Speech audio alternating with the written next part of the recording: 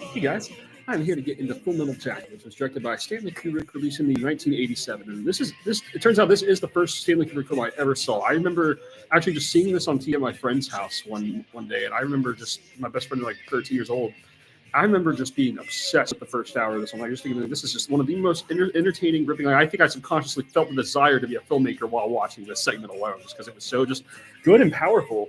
And another sign of it is that I've learned in more recent years that Billy Wilder considered this to be his all-time favorite film. It's just, man, that's so interesting to me. And I can increasingly just love the power this film has washed over with me over the years. I mean, growing up, I watched with like a lot of friends. Like sometimes we just had it led to some fantastic conversations, existential conversations. Sometimes it really led to like just some people feeling too depressed to want to continue on. And fair enough, because this is a very it's extremely brutal, but also like on this kind of strangely satirical perspective about all that as well. Ultimately, very disturbing kind of war film, and sometimes it can leave you feeling very conflicted. Just because there's like two different stories going on. The first half's just like in this kind of like boot camp training. You're just like everyone's under some harsh brutality.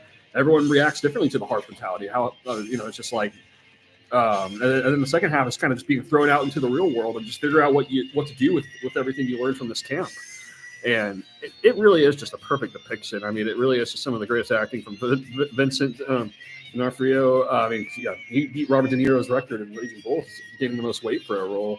And yeah, of course, like Arlie in this is just very brutal but witty as well. And it's just extremely larger than life all throughout. I mean, it's just a very epic kind of portrayal. And then, like again, in the second half, it kind of turns into this more Vietnam film, which I appreciate this segment more and more over the years because it really gives this film a complete and poetic sort of flow.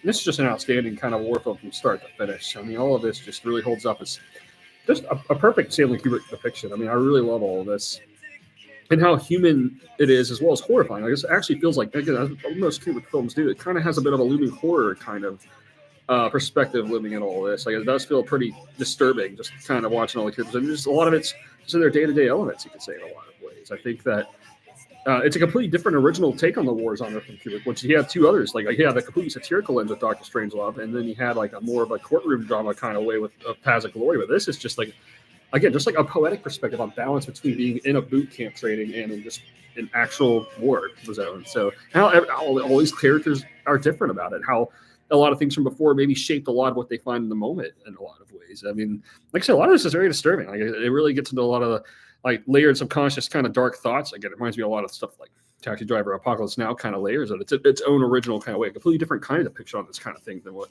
Apocalypse Now is doing or Deer Hunter.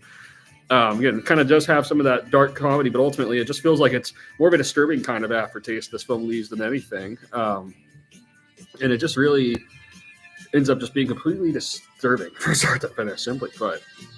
Strongly recommend.